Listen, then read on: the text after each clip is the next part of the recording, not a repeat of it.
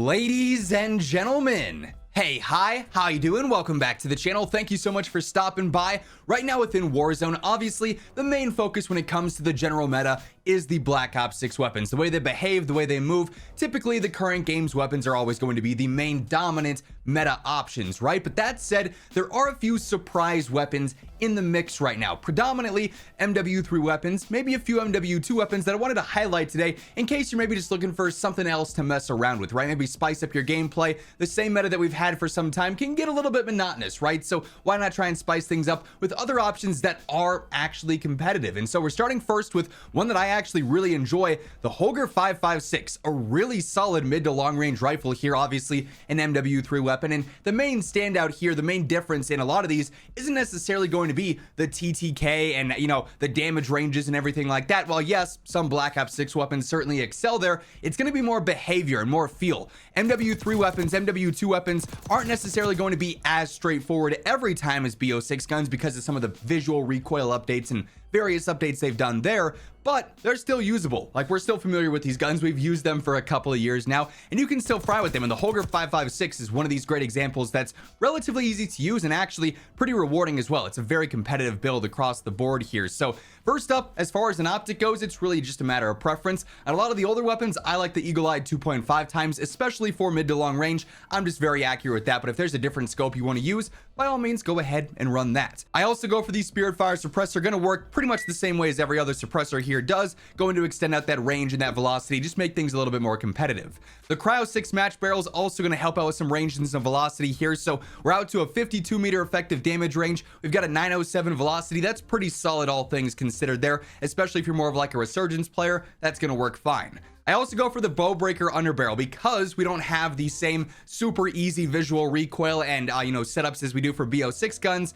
Using the extra control benefits here for an MW3 gun, pretty beneficial. Now, if you're super comfortable with this, you could absolutely, switch this out for high grain or something, but I like that added accuracy. Feel like it helps out a lot in gunfights, so I go for this. This is just straight up better control and aiming stability. And then lastly here, pretty self-explanatory, just the 40 round extended mag. That is the max in this case, and one of the main drawbacks of the Holger 556, but luckily its damage is so good and it's still relatively easy to use that 40 rounds is going to be an efficient 40 rounds. Obviously a 50 or a 60 would be more ideal, but that's not going to be the end of the world by any means. Honestly, a really fun MW3 rifle that's nice to spice things up with for sure. Next up here, another gun that I'm just a huge fan of across the board, the BP50. Now the conversion kit for the BP50 outright is a phenomenal choice as well. We've talked about that one a little bit before though. I wanted to spice things up even more though and talk about the rifle, which also is just as a standard build here, really good as well, especially over range. It ends up being a really solid option, and you can see it's low recoil, it's easy to use. I think this is one of the easiest MW3 guns in the game, and its versatility I think really speaks for itself as well. This is a rifle you could use,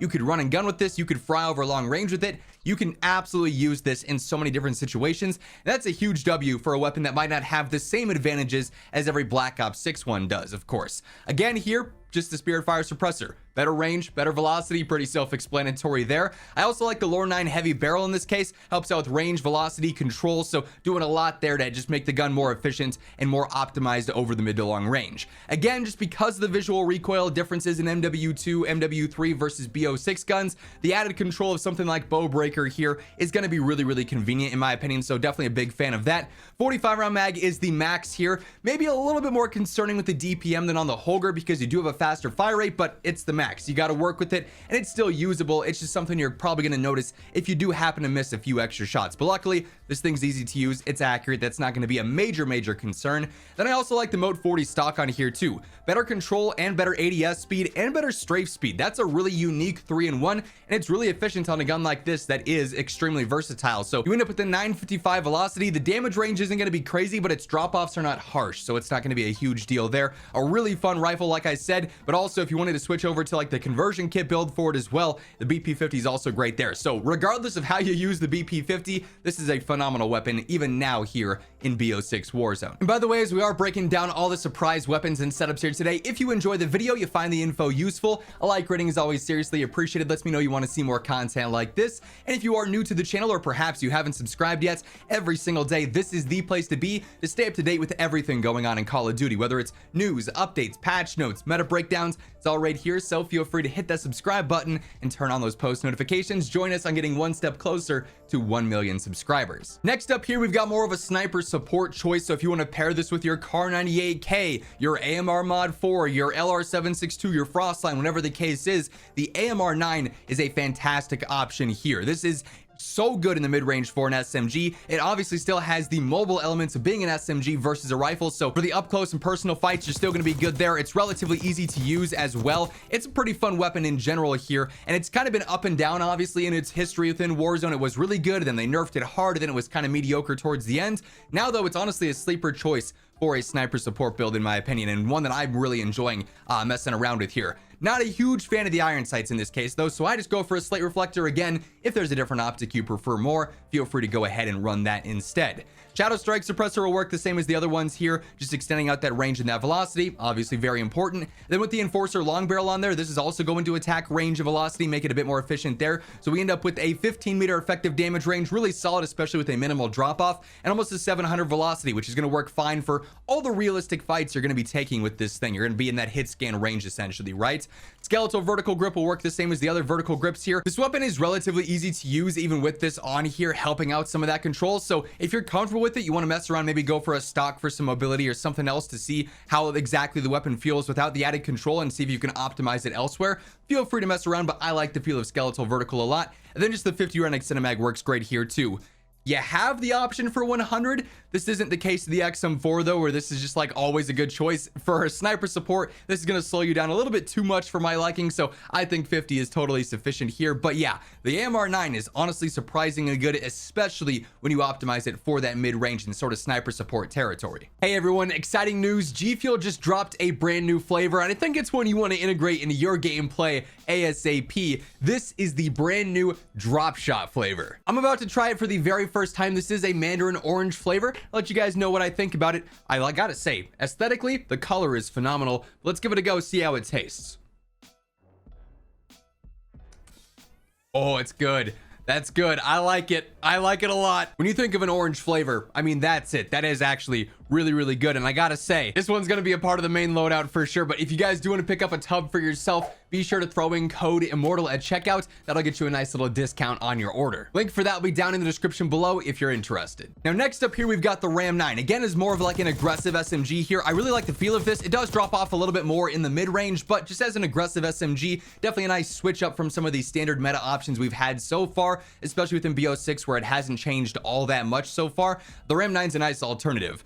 One that I think kind of got slept on a lot during the MW3 era of Warzone. It also, like the AMR 9, was kind of up and down. A lot better towards the end of the year though. The overall feel of it, I think, is really consistent. It's an extremely straightforward SMG that is very low risk, high reward, I guess you could say. So here I actually like the irons quite a bit, so I don't run an optic. I instead go for the Shadow Strike Suppressor again, just to optimize it a little bit more in its versatility. We get some better range and some velocity there. The Imperator Light Barrel is going to do a lot here. It's going to do range and velocity, but then also a decent strafe speed as well. So not only is our aim walking movement speed going to be a little bit better, so that can throw off players in the close range, we're out to a 615 velocity, then also almost a 14-meter effective damage range, which is pretty solid all things considered there. Skeletal Vertical Grip, of course, is going to be built around control yet again, just keeping it easy, of course, with the iron sights on there. 50 round Cinematic is the max here, very self-explanatory and straightforward. And then honestly, I messed around a little bit with high grain. Yes, that effective damage range and velocity boost is nice, but the control negative here, the con there, not really a huge fan of how the weapon feels with that on there. I personally like the HVS 3.4 pad stock on there a little bit more.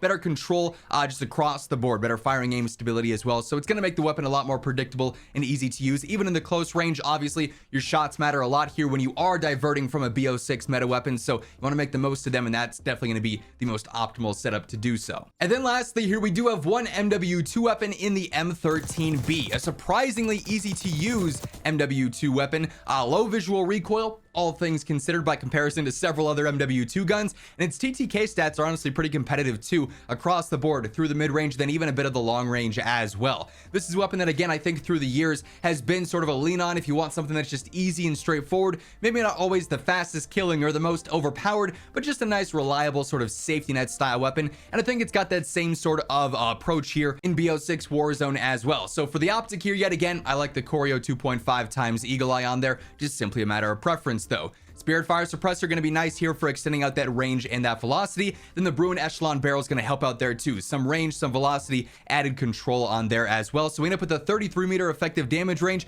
and an 833 velocity. Not the greatest in the world, but still doable for a lot of the situations. I think this especially thrives in Resurgence, for instance, where a lot more of those fights will be within that hit scan range, but it'd even be viable on big map if you pick and choose your engagements appropriately.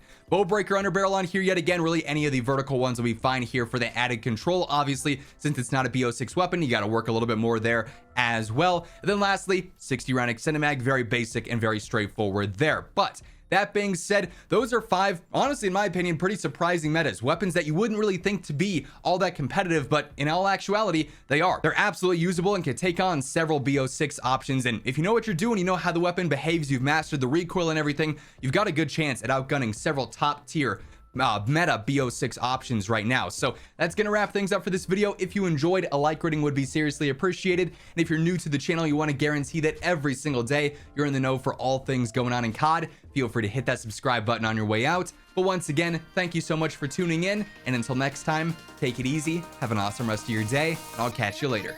Peace out.